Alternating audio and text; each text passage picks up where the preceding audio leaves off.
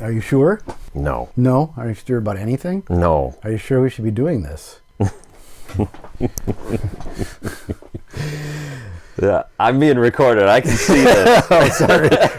I should turn it away. Did laughs always look like that? You should turn it away. I hate looking at that I'm thing. just adjusting the levels. That's why I'm doing this. Because sometimes it does get a bit loud. How do you do? Huh.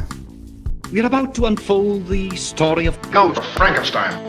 My son, would you destroy that which I, your father, dedicated his life to creating? What if it had another brain? Whose brain? Your brain. Bother! What good is a brain without eyes to see? I warned you that you might regret this action. Well, we've warned you. You've been warned. Welcome back to Frankenstein Minute, the podcast that dissects the Universal Frankenstein film series minute by minute. I should say the 6-time nominated... Oh, did we get... Yeah, I guess we did. For a Rondo Award podcast. That's the one. And right? This year's the year, right? This is... Yes. Hey, you know. Mick Garris, is that his name? Yep. He's just gonna... Well, I mean, maybe. Okay. All right. I'm Thom Lang. Then I'm Bill Evenson, and you join us for minute 36 of of All New Thrills, Ghost of Frankenstein. I bumped into somebody that says he laughs when I say that. Did I say I'm Bill Evenson? I did. You bumped into somebody that said what? I went to that Doctor Who convention, and a friend of mine that listens to the podcast says he laughs every time I say All New Thrills, the Ghost of Frankenstein. Here's the thing. I just realized we don't really have a space at the beginning of our podcast to easily segue into what I was going to try to do. Oh, all right. Which is, I would like to talk up front about the tragic loss. Now it'll be 3 weeks ago, probably, or more, absolutely. 3 or 4 weeks ago, of David Scull. Now, for me personally, I don't know, I think we agree Tom Weaver and Greg Mank are kind of the big ones as far as writing this Universal stuff. Horrors and stuff. Universal horror generally. Yes. But maybe next on that list, and maybe on a separate list, because he has a bit of a different he's got a whole different angle. Take on it. Yeah, is David Scull. If people don't know who David Scull is, just a nightmare. He was hit by a drunk driver on New Year's Day. Eve. It was New Year's Day. And I even read somewhere that it was in the afternoon, so it wasn't like midnight. He going home was hammered. From a party or he was drunk in the middle of the afternoon. But anyways, we mourn the passing of David Scull. I think when I look at David Scull, I think for me it's his books actually. It's Monster Show for me. Well, the first thing I encountered was Hollywood Gothic. Yeah. And that's not kind of old, huh? I had seen, this is like early 90s now. Yeah. There was an article in Film Facts that printed one of the chapters of it. I'm like, this is fucking fascinating. And I love how this guy writes. Yeah, he's a good writer. So, I went to Barnes & Noble, or probably B. Dalton at the time, because there was no internet, and this book is coming out. Can I order one now? Can I get it? Mm-hmm.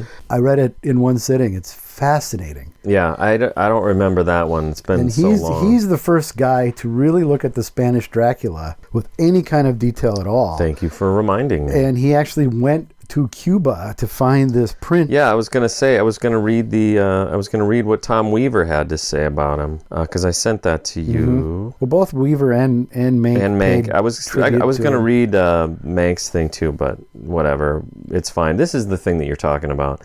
Tom Weaver posted in the Classic Court Film Board, on a list of things I'm thankful to David Scull for. Number 1 isn't a book or DVD extra or any of that stuff. He went to Cuba and made arrangements, and the world, by the world I mean, us, ended up finally getting the full 1931 Spanish Dracula. We'd probably still all have the crummy, fuzzy, unsubtitled bootlegs with half the Renfield and Transylvania stuff missing if he hadn't. I never saw that.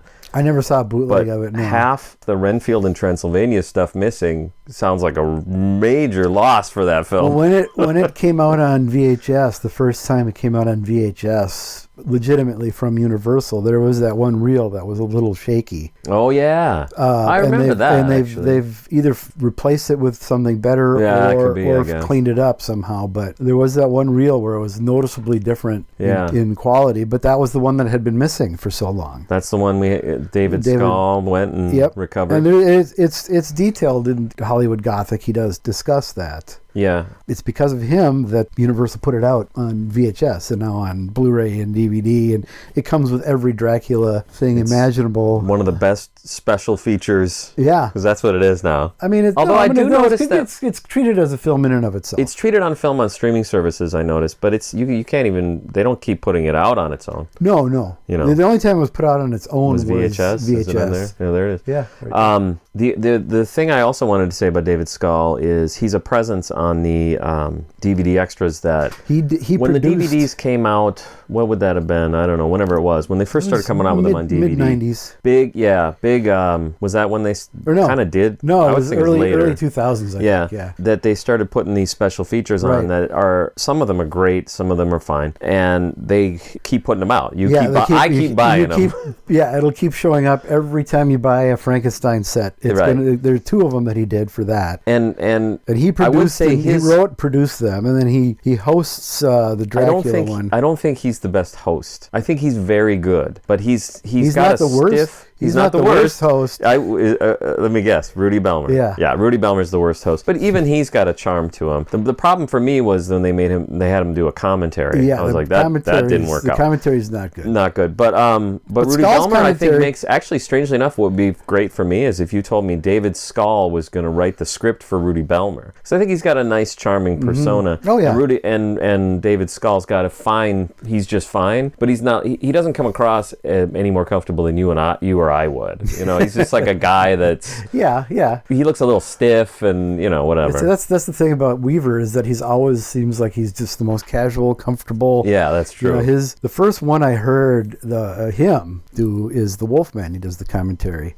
He refuses to appear on camera for some reason. Okay. In anything. I was going to say I've seen like very rarely see two photos. Pictures of him in my entire life. But his commentary for the Wolfman is great because it sounds like you're just sitting and chatting with a friend. Yeah. What was he did? He did a couple on Creature from the Black Lagoon. Did he do the Invisible Ray? I think he did the Invisible Ray. They did a bunch on those. And I wonder if maybe part of my love for the Invisible Ray is because of that. Because my opinions on that series change over time. I guess like everything. Yeah. And currently, Invisible Ray is higher than the Raven on my list, which is a controversial thing to say, but it might be partly because not at all. I don't think so. It came up in conversation over Christmas, actually. With who? With my uncle. Oh, see, I think the Raven is pretty poor, whereas Invisible Ray is great because it's doing something different. Yeah, it's a science. It looks like a '50s science fiction movie made in the '30s. Absolutely, and the casting's great. Weird, it's great because Lugosi plays a good guy. Yes, much better than he plays a quote good guy in The Black Cat. Well,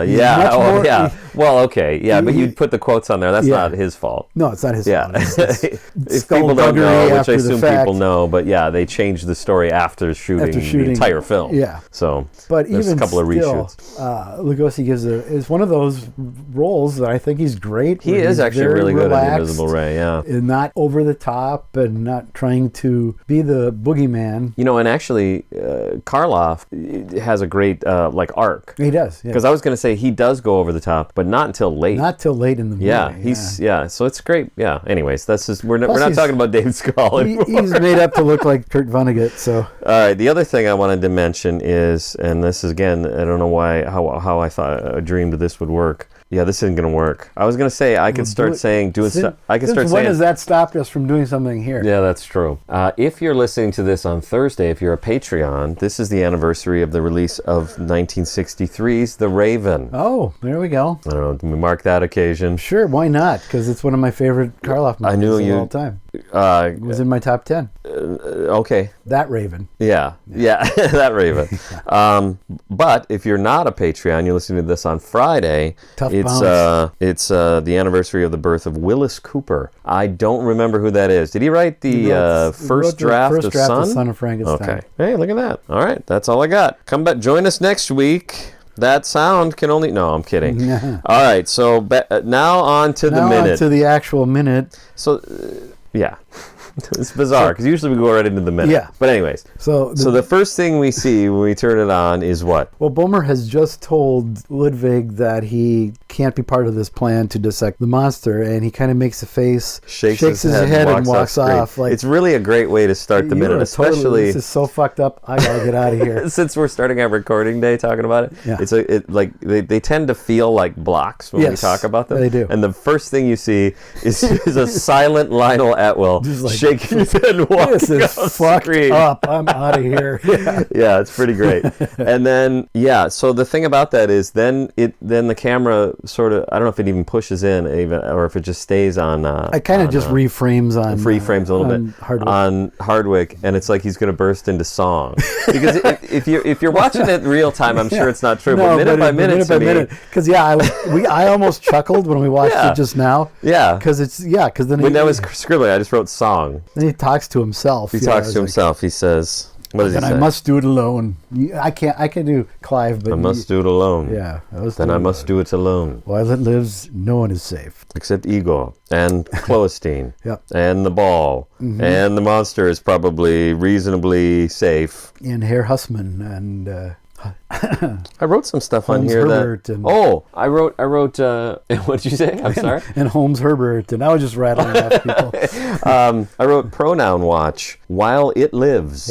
Yeah. Ding, there's another it. Yeah. And in this case it seems I think he is referred to as it in this film more consistently than in any other. Probably not so much from Igor. He has said it too, though, I believe. Okay. That'd be hard to trace.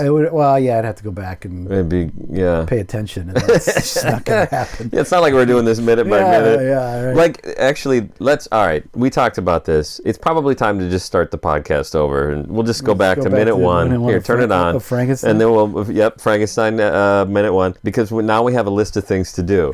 Look for pronouns, you know. Yeah. I don't know. Anyways. Those lines aren't in the script, but it's really not that big a deal. I don't know why I even wrote it down, to be honest. That it's not in the script? Yeah. That is interesting that it's not in the script, because otherwise... I mean, words to that effect are spoken elsewhere. That's what I was going to say, is in this particular block, over the coming weeks, I think there's a lot of weirdness in how things are in the script and how... This was true the last couple of weeks, too. So that's why you brought your book? Yeah, I got a whole plan. Okay. Oh, God. We're going to do like a dramatic radio reading of... That would be awful. Which is why we're going to do it. I'm not answering you. I'm not answering the question. All right, there's a lap dissolve. Oh, see, that'd be another thing. We got to start from the beginning. Count the lap dissolves. Yep. All right, Patreons, or not, I mean, just listeners. Anybody. Well, we don't have a name for our listeners. Frankenstein Minuters. Minute heads. Minute heads. That's terrible. Go back, listen one by one. Wise asses. So yeah, we need other levels. We could start a wiki. A lot of things have wikis. Frankenstein Minute Wiki. Frankenstein Minute Wiki, and it would be, that kind of thing, I think. I don't know. Yeah, I know. I look at a Mystery Science Theater wiki a lot. And yeah?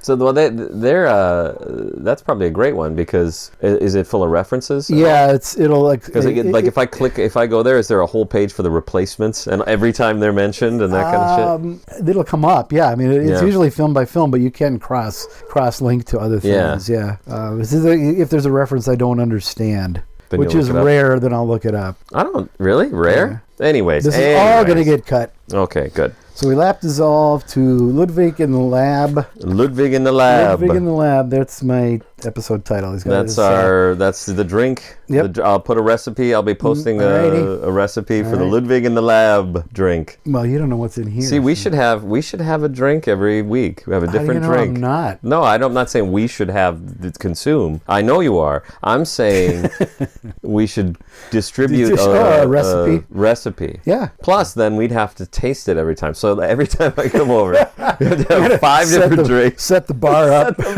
Yeah. Well, you got a bar. I do have a bar. Tom has an actual bar. Yeah. Good so if you join at the super wise ass level, no, we're not doing that. $40 a month. Don't make any promises you can't keep. Quit. What is it? Writing checks your ass can't cash. That's whatever it is. It ain't that. Anyway. He's got his... Write in, tell us what I'm talking about. He's got his little smock on. Yeah, he's got a smock on. And his glasses, and it looks like he's finished reading Henry's diary. Okay. And he shuts the book. And so it doesn't seem super thick to me, which leads me to think it's not that it's actually it's Wolf's his notes. But Henry's Notes wasn't that thick either. They were both... You're probably right. They were both about... And it certainly makes more sense that it would be Henry. It makes complete sense that it would be Henry's diary. I don't know what he would... Given what happens. I don't think he would glean much that would be helpful in this instance from Wolf's. Not to say that Wolf's isn't helpful, but for what he's about to do, I'm preparing to dissect. I think he's going to look through Henry's and like, okay, we got to reverse this process. I just noticed I'm having a hard time saying dissect. But that's how they say it in this movie. They say dissection. I always say dissect. Dissection, yeah. Yeah, anyway. Well, because we dissect the... We say it all the time. Yeah. We've been annoying people for 5 years by mispronouncing it. Yep. He closes the book almost sort of with a... I don't know if it's like a finality or a sadness or something, but the way he closes it and kind of takes his glasses off and like, whew, yeah, that was a journey. Whoa. Yeah. Well, it's interesting given what has happened and what's going to happen that it would have that effect on him. Yeah. And I'll have more to say about that probably next week. Okay. Maybe this week. All right. I don't know. It's a nice little moody shot. The shadows are great. He's lit in the foreground, and then behind him is a fairly blank set of walls with shadows of all this lab stuff. And it's a really cool shot. It really is, and I'm glad to hear you say that because I thought it too. And we're often so critical not just of this movie but of how it looks, and of how the lab looks in particular. Right. Although I'm starting to think it might be a step up from last film. Oh, it is. Yeah, I'll have stuff to say. Last film has its charm, in my opinion. I think it's lit lab more. I guess, I don't know. I guess I might be coming around to Ghost of Frankenstein. All right. Before we're done, it'll be your favorite movie. Do you think, maybe. Do you think the shadows of the lab equipment on the wall is just like they just cut out? Because you pay a guy an hour to use what do you call that? Like jigsaw. A jigsaw, to just cut out the shapes and set it in front of a light and it looks like... Yeah. You think? Probably. Okay. Yeah, because if so, that's clever and good for them. It looks cool. Works. It looks cool, yeah. He gets up and glances over at Junior laying on the slab. Yeah. Still not restrained. Oh, I didn't notice. The restraints are still busted from before. Oh, I didn't notice. Yep. That's hilarious. Yep. Well, for what it's worth, they didn't work. Yes. So fuck it. Try chains this time. Now I hear the F word. You know what? What's your name on the board? I hear it every time. F him. Okay. Sorry. It was a joke. It was just a joke. Yeah, at this point, then, the goofiness really begins. But there's a stage direction in the script. The goofiness really begins. Yeah. So this next sequence is very goofy, I think. So this minute marks, in your opinion, a specific change from in the film. A little bit, yeah. I love it. Yeah. I love it. I hadn't ever thought this, but I think I know exactly what you're talking about. Yeah. This film has been fairly not mundane, but maybe a little mundane. Straightforward, except for maybe a guy got hit by lightning. Yeah, but I mean, that's not invoking the supernatural either. Yeah, true. That happens every day. That happens every day. Yep. Somebody gets hit by lightning. Yeah. And they're goddamn sick of it. Yeah. But anyway, there's a stage direction in the script that Chaney must have taken to heart. Okay. Its eyes are open and staring, but there is no life in them, or in its great expressionless face. There you go. So I think he's just like, okay, there's my cue. That's what I do for this entire film. This is such good advice for me. I'm going to carry it forward through the rest of my career. No. But he does, that's how he plays the mummy. That's how he plays the mummy, too. Well, I mean, what can you do? What are you going to do? He's got a rubber mask glued to his face. Yeah. There wasn't much he could do for the mummy. And honest to God, why it's even him? Yeah, exactly. First of all, he does not have the physique to play a mummy. He's a very well-fed mummy. That's true. Tyler looked great. Tyler in the mummy's hand looks fantastic. I shouldn't say the best. He's not That's the best. Hilarious. Yep. He's the best in that mummy role. Yeah, there you go. See, it does work. Yeah. Thank you for making my stupid comments work. I got your back. You got my back. All right. Ludwig then snaps around at the sound of his own voice saying, "My son." It's funny. It makes me laugh. Oh, it's goofy. That's what I mean. I wrote, makes me laugh when Ludwig turns around. Yep. Because it's two things. It's just, Hardwick is fun. It's just funny, the way he spins around. At the sound of what actually is his own voice. and then he spins around and then looks a different direction too. Yeah. If you're not, he looks. I've watched it a number of times, so I could see it both ways. I think what it is he's supposed to do that. He's supposed to then start looking around, but it almost looks like he's got a mark he's supposed to look at, Absolutely and misses it, and then has to look over a little bit. It absolutely does, but I think he's supposed to be looking around. It's just, it's just I not also great. said he looks agog. Yeah, he does look agog. Yeah, I'll give you and that. some mysterious music starts, which is nice. The music is pretty good through this. That's true. It helps offset the goofiness a little bit. Yeah, that's true. I mean, we had to justify the title somehow, right? We're finally here. Yeah. We are finally to that bit. Here's what I wrote. I wrote a little section that's in the script. I'm not going to read the whole thing, but it says Ludwig is staring down at the monster. For a moment, he remains utterly motionless. Actually, this will be a fine introduction to this. As if hypnotically gripped by some secret thought. Then there appears to diffuse from his own head the head of another Frankenstein, older and different, but still Frankenstein. And still Hardwick. This head remains suspended at Frankenstein's side, looking down at the monster OS, which I assume is off screen. Out of shot, off screen. But I was thinking, when I first read it, I'm like, what's OS? On screen? But it's probably off screen. Off screen. Just as Frankenstein is looking down. Then, as Frankenstein appears to shake off his mood and looks up, it vanishes.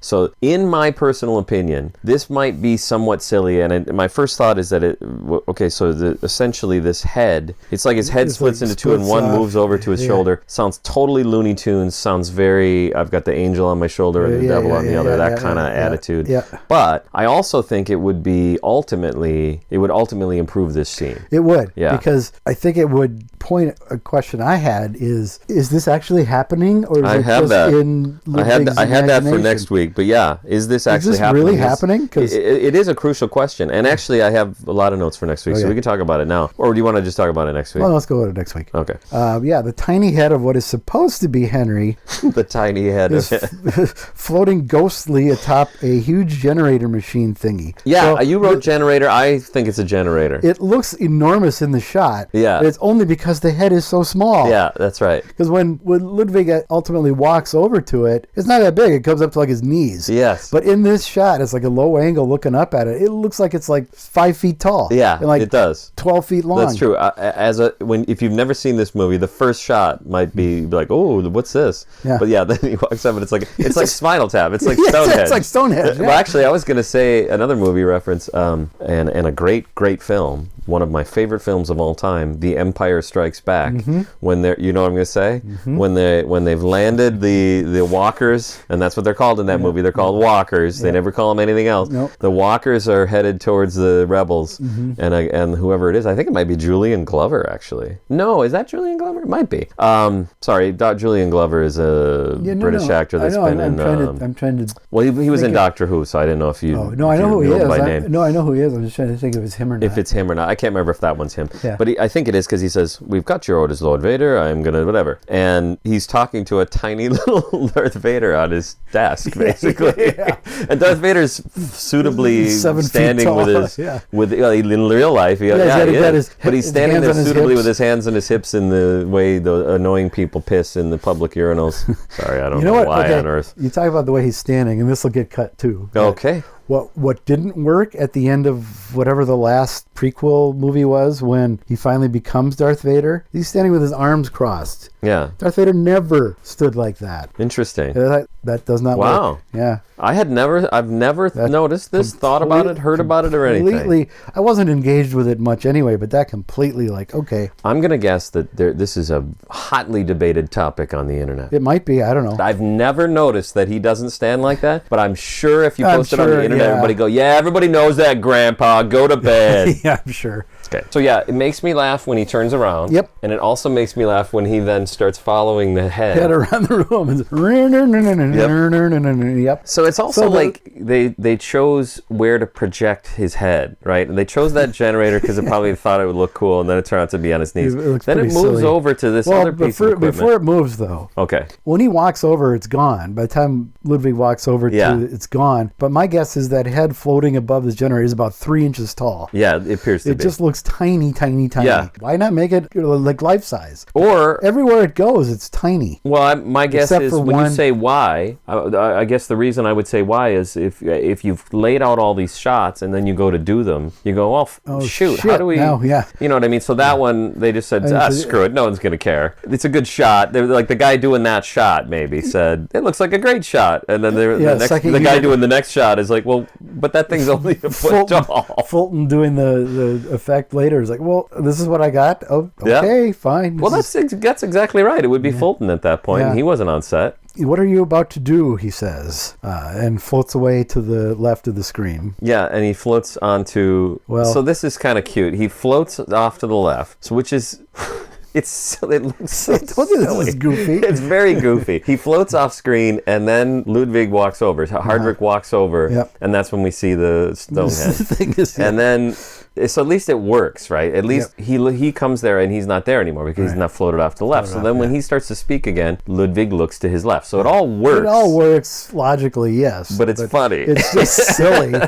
So then he looks over. Now his head is projected onto a different piece of equipment, and it's like. And then what I wrote here is it's projecting on weird stuff. It's not this. It's not necessarily the stuff that's best suited. Right. Like, first of all, step one, right? What do you want to highlight in this lab? You want to highlight those weird, diffusers and stuff. What's his name stuff? The Strickfaden? The Strickfaden stuff. I really don't think there's anything original. Probably not. Of But Henry's- at least Strickfaden style stuff. Yeah. But how do you do that? How would Yeah. you project him on that? That would look weird. Yeah. So somebody on set is probably like, well, it would look great on this box. Because it's got a flat panel on it. Just Yeah. a big flat panel that has a bunch of knobs on it. Yep. And they're not even like lined up nice No, or anything. it's just sort of a random. It's like that is how you would do it though in real life. If you were making that box, if you're making an electronics device, you're like, well, I need a switch. I'm going to drill a hole in the front plate and put it there. I'm not going to run a wire down to make it look nice. Well, see, So I would, but that's, you would? That's okay, me. well, that's the difference between you and me. Yeah. So yeah, he's projected on there nice, but it's dumb looking. Yep. The script, the ghost shouts at him, "Stop!"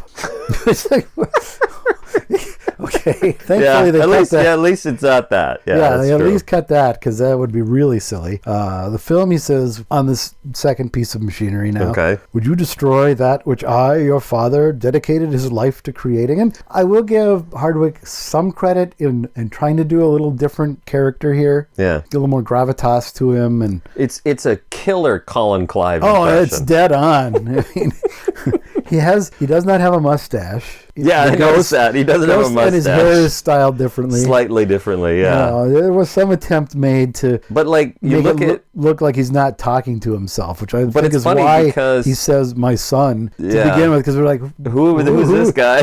what the hell's Who's this going on? asshole? So the other part of it is we've talked about Hardwick's face. Yeah. He kind of has an old face. Yeah. Like when you watch him move around, you're like, this guy looks like he's in way better shape than me. Yeah. Although did he smoke himself to death? I think. Yeah, Anyways. probably.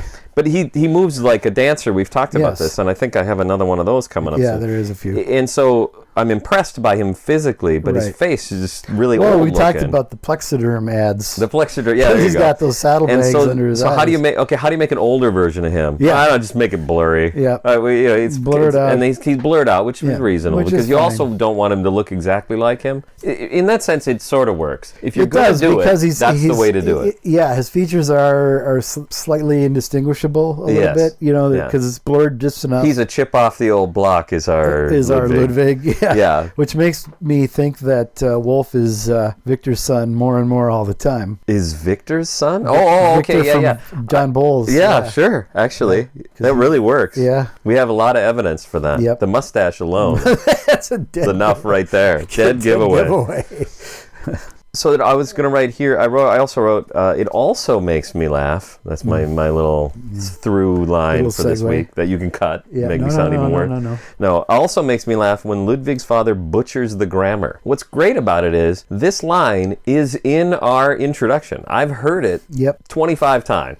This week I listened to it 25 more times and I finally realized, well, that's what's weird about it. The grammar is wrong. He says, he could say it one of two ways. He could either say, would you destroy that which I dedicated I'm sorry. That which I, your father, dedicated my life to creating. Yeah. Or you could say, would you destroy that which your father dedicated his life to creating? He doesn't. He tries to do both, and so it doesn't work. It's clumsy. And that's in our introduction, and I never noticed it. Yeah, it's a clumsy line.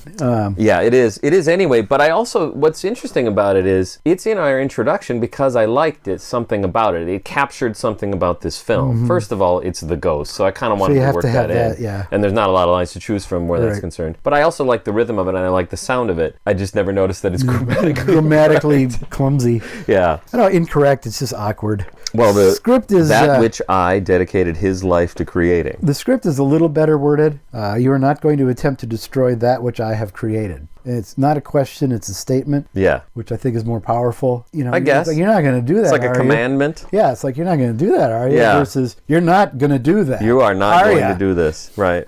So I like that. I think the script is a little better than that. But this is a line that I like.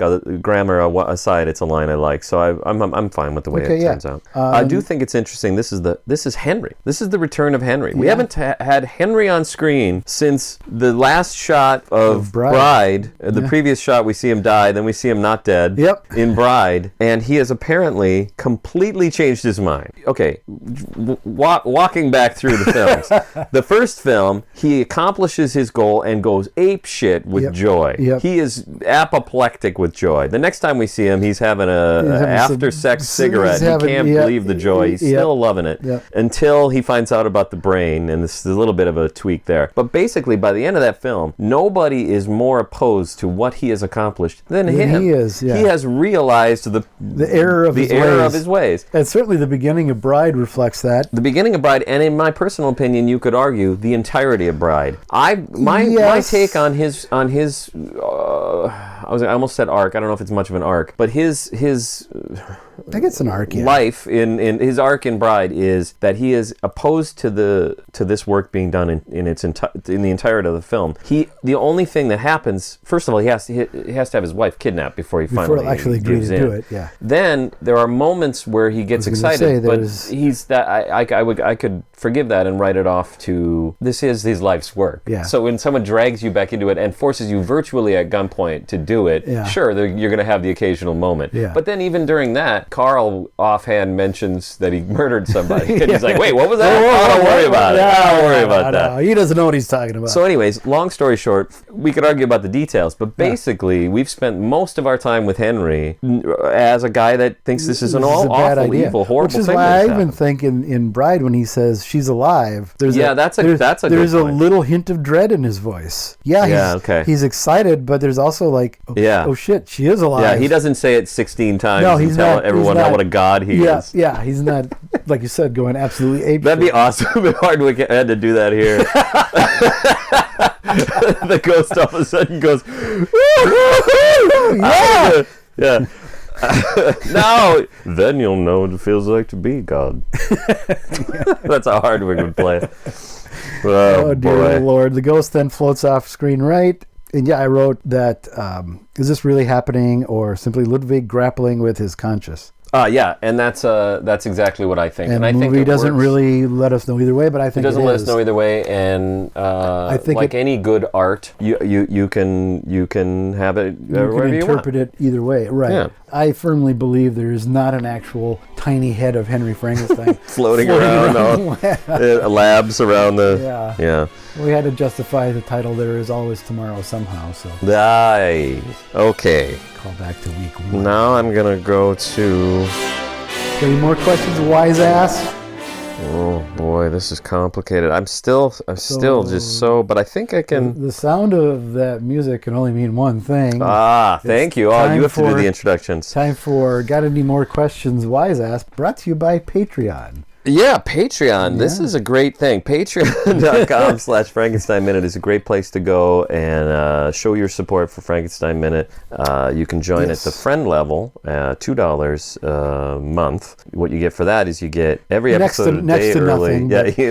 Episode a day early, immediate access to all of our bonus content. like the stellar Curse of Frankenstein. Like the Curse of Frankenstein Which I'm commentary gonna that is keep plugging. tearing, that is... keep plugging because nobody's fucking listening to it. even Barsky hasn't listened to it. He's our hammer guy. But there's also another level called the Wise Ass level, and that's $5 a month. And how that works is... See, we're not even sure. How that works is I send out a copy of each minute a few days before our recording dates, and then invite people to comment, and we read every comment starting now. Will Hohenstein, I hope I'm saying that wrong. Well, writes, see, I have relatives as Hohenstein is how they said it, but you're kidding, really? no, I'm not kidding Great. at all. Well, Yeah. then see, then what a mess. Here's the other thing. God, what I a just mess noticed on the ladder of success. You take a step oh, and miss boy. there's your whole replacement. first rung. Yep. That's going to be our exit music. We'll get blocked on YouTube. I just noticed these are out of consecutive order, so this is the second comment. You know, tell you what, I'm going to read them in order. Mike Herman writes. Okay. I was going to worry if he didn't. Yeah. Mike Herman I writes. hope he's okay. Yeah. Not quite Hamlet. I'm convinced this is a and he anticipates our conversation, yeah. so it's good we talked about it Yes. this week. I'm convinced this is a soporific gas-induced hallucination. Yes. Yes. Okay. As it was for the screenwriter. Yeah. There's the Eric screenwriter. Taylor was doing some is soporific ingesting some gas soporific. as well. Oh man, I got to write that ghost scene. Where's that soporific gas? Yeah. Will Hohenstein Hohenstein. writes, the titular, somebody had to say titular. It's- I can't believe we didn't say titular in this episode. Well, now we're going to say it as many times as possible. We're going to titular the titular out of it. Yep. The titular Ghost of Frankenstein has finally appeared, which reminds me, this is the last time the name Frankenstein in the title refers to the doctor and not the monster. Oh, He's not done. Well, go ahead. No, I was going to Oh, you're going to agree? agree Okay. with that, yeah. No, well, I was, yeah. But with a caveat. But go ahead. Well, this could be it. Although I've heard it argued that since Elsa does meet Larry under the guise of Mr. Taylor, that could be the meeting of Frankenstein and the Wolfman the title refers to. Now, this is obviously something that he's going to have some purchase with us because we've made this joke 72 times already. We haven't even talked about that movie. Yeah. That's Frankenstein meet the Wolfman. Wolfman meet Frankenstein. Yeah. We haven't gotten that minute yet, Will. Yeah. And after our conversation this morning, we're not even sure when we're going to get to that minute, or if we're going to get to that minute. I would also further argue that the following film, House of Frankenstein, don't they go to... There is a House of Frankenstein in that film. Supposedly, they go to Ludwig's. It would have to be Ludwig, because that's the only thing that makes sense. Yeah. They go to the House of They Frankenstein. go to the actual House of Frankenstein. Yes. Right. Now, but Abbott Lou Costello... Is weird. It's They weird meet- that that's their names, first of all, because yeah, there actually 'cause should be Chick and Wilbur. Chick and Wilbur meet, yeah. Meet Frankenstein, I guess. I don't know. Yeah, by the time they got to Abbott and Costello meet the mummy, they don't even bother. They had character names in the script. Yeah. They just call each other Abbott and Costello. Oh, do they? Yeah. They can't even be bothered For some to. reason, that one, I don't even remember that one. It's the last one they made for Universal. Okay. And it's their second to the last film they made altogether. Is there any way to work any of those into the mythos? Obviously, they meet the mummy, so that's... They call him a different name, though. Claris rather than Caris. But like the killer Boris Karloff doesn't exist in the Monsterverse, I don't the think dark so. universe. I don't Can we think make so. some way to make all this? The Make all Invisible this- Man, obviously. Invisible is in Man, there. but it's- and the Invisible Man is in this series. Yes. The Invisible Man does appear in That's this series. exactly right. And if we get to talk about that, boy, That'll be the last- we've really gotten somewhere. Last thing we talk about before we die. Well, could be. All right, that's Okay. those comments. Then I also wanted to mention we had a comment on YouTube from Hunt Mason on our episode 432, Bug-Eyed Bomer. And the font is small enough that Tom has to see me without my glasses on. God, it's like alarming. Sir Cedric Hardwick is in the room. It's alarming. Hi. Hi. Says Hunt. Hi, Hunt. I should just reply back, hi. Hi, Hunt. Hunt Mason. Hi, regarding this and previous two episodes, I always wondered if the folks at Universal ever had second thoughts about the gassing episode in Ghost, considering what was happening in Nazi Germany at this time. Ooh, yeah. Late 41 and early 42. Late 41, early 42, these were things that people knew about. I mean, yeah, it was, maybe the greater public of the United public States at might large not have known. didn't know that, but yeah. But it was definitely, yeah. Yeesh, yeah, that's a good point. It may be that the writers just were not aware of the awful things going on, but in hindsight, it just seems tone deaf to show all those people keeling over in a small... Oh, God, I never thought about this. God. In a small enclosed space because of the gas, even though they recover. I can't go on. Even though they recover, well, at least Elsa and the monster. I doubt if they would have included this sequence if the film had been made several years later. Anyway, love this podcast. I'd say Boy, do I agree with everything he said. Like 8 months later, probably they wouldn't have, 9 months later. Yeah, where are we at here? This is, when did this come out? When in 42? Well, they made it in late 41. It was made in, yeah, so I this feel is like early. we talked about Pearl Harbor when we started. So I Yeah. feel like it was around then. Sorry, folks, I'm just going to look up. Someone had asked early on why we don't do this all the time, and this is the very reason why. Looking stuff up. It was released in March Of 42? of 42, so I'd say like 8-9 months later, the scene probably would have been really rethought. Yep, that makes sense. Mm-hmm. I don't know, though. I guess it is. I'm going to edit it so it sounds like I knew that off the top of my head. Please do. It is an odd thing to try to pin down, right? You could probably look through many scholarly manuals to try to get to the heart of when and I'm just, this movie is an American film, so I'll go American. When did the American public really widespread understand what was going on over there? And the answer to that question, in the definitive answer, is after the war ended. I was going to say. Because when we knew the extent of what was going on there. I think that's a reasonable thing to say. Gary Don Rhodes, another scholar that we didn't mention earlier, that probably up in that echelon to a degree. Look at you. I don't know if he's quite as readable as Mank or Weaver. Or Skull. Or definitely not Skull, yeah. But he posits that horror movies in general didn't really stop at 46. There were some that continued into the 50s before the big sci-fi boom. But what were presented as horror movies in early 46 were films of the Holocaust. Actual footage of the concentration camps and stuff were presented as horror films. Yep. And that changed how people perceived them. Yeah. And so what, the creeper, Rondo Hatton, couldn't compete with that kind of stuff. So they just sort of phased out. Yeah. It's kind of an interesting thing to think about, maybe given my age, maybe given what world conditions are really like. But I think whatever age I began to become aware of the Holocaust and try to understand what it was, I think I probably thought, and I'm sure I probably thought, boy, people were messed up back then. That's a messed up time. And that is still true. Right. The Holocaust isn't happening now. But, I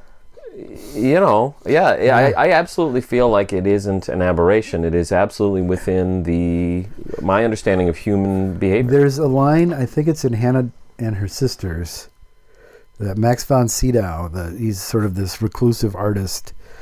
I don't know what you're going to say. I don't remember this. He's talking about, he's watched the documentary on the Holocaust and how people are shocked that this happened at all. And he's like, I find it shocking that this doesn't happen all the time. Yeah. And there we go. But we all know, of course, that. Oh God! There we go. Look for this episode on YouTube. No, you aren't going to find it. You better not, because that'll kick us off YouTube altogether. Yeah, that's true. Yeah. I better not. Just bleep it out. Yeah. I actually. What's weird about this is that I watched a Holocaust documentary like 2 days ago. Oh, really? And it is. It's just so. There's footage of. I always get the names wrong. I think it's Himmler. Is Himmler the greasy guy with the glasses? And, he was the started the SS. Mm-hmm. This documentary I watched in particular talked about when he visited the camps and the things that he saw there, and that he'd never seen a dead person, and like just sort of the glee with which he went into that process of going to see this. And there's some footage of him seeing stuff that's what you can see on screen is awful. Like, why are you filming this? Yeah. Who are you filming this? Because clearly the Nazis are filming it, but why? Yeah. Well, because they didn't think they were doing anything wrong. I guess they were proud of what they were doing. That same documentary shows some of those propaganda films with the rats and all that stuff too. So yeah, I guess you're right. This was their great solution. What was it called? The final solution. Yeah. I'm sorry. Well, I'm sorry for laughing. I just nothing. I have nothing to say. Speaking of the final solution, What a way! Yeah, this is the. Is there a way out of this? Should I read another comment just so we can? We hopefully will be able to see soon the day the clown cried. Yeah, right. Because that's the time rumor. period has elapsed from. So I Lewis- downloaded like 40 minutes of footage from it once, but I never bothered to watch it. Yeah, I know there's stuff out there. Yeah. But I've avoided watching it until I can like actually see the whole film. Yeah, and I don't want to we see think it parts is a of complete film. Yeah. Oh yeah, it was finished. Wow. Because Harry Shearer saw it. Yeah. And Well, he said, rarely in your lifetime do you experience something of absolute perfection. He said, it is so perfectly wrong in every single possible way. wow. And before I die, I have to see this. And once I see it, I'll die. Yep. That'll do it. It's possible from the sound of it. All right. What's next? All right, I guess since we can't end on that note, No, and Hunt, thank you so much. No, I love this. I love it when somebody brings something to our attention that neither one of us thought of. Gets us thinking like that. Yeah. Oh shoot, this has to pull up another thing too. So this is going to be it's all going to hell. Tomorrow or Actually, here's the comment. This is interesting. Oh, I see. So I had written, I always have a little comment with each episode. I had written, forgive us listeners, but we had to expose you to the soporific podcast in order to subdue the others. It's another episode of Frankenstein. And he responded, that must explain the terrible headache and slightly sore throat I have now. Thanks a lot, boys. Yep. Okay, so that's nice because I think he doesn't like our swearing. So it's nice to hear something nice, yes. Yeah. I shouldn't say that like that. He's been a good contributor to the conversation. I always fear that it's going to be not the only swearing. thing he's ever said. Yeah, not the only thing. Okay, all right, and there you go. Follow us on Facebook and Twitter and X and Instagram and YouTube. And YouTube. While you still can, please like and subscribe on YouTube. And like and subscribe on Spotify. I don't know what all these things are, but we probably have a presence on most of them. For a while, I was even posting on Mastodon, but it doesn't seem like anybody sees it. So it's hard. Well, I know people that listen on iTunes. Oh yeah, we're on iTunes. I know one person that listens on YouTube. Well, as far as listening, we're everywhere. We're everywhere because that's how podcasts work. It was one of these rare solutions in internet history that were established. Our podcast follows the rules that were laid down in the 90s. This is an RSS feed, and we have a server that hosts our files, and your device downloads them. It could be iTunes, and that is how we get to be on YouTube, but that's slightly different. I also wanted to get us on something called PeerTube, which is it's like YouTube, but not owned by evil billionaires, because everything else is. Yeah. And I just can't figure it out. So don't follow us there. Okay. What are we at? 90 minutes? Yeah. Wallace has completed his workout. He's taking a shower. He's going home, taking the subway home now.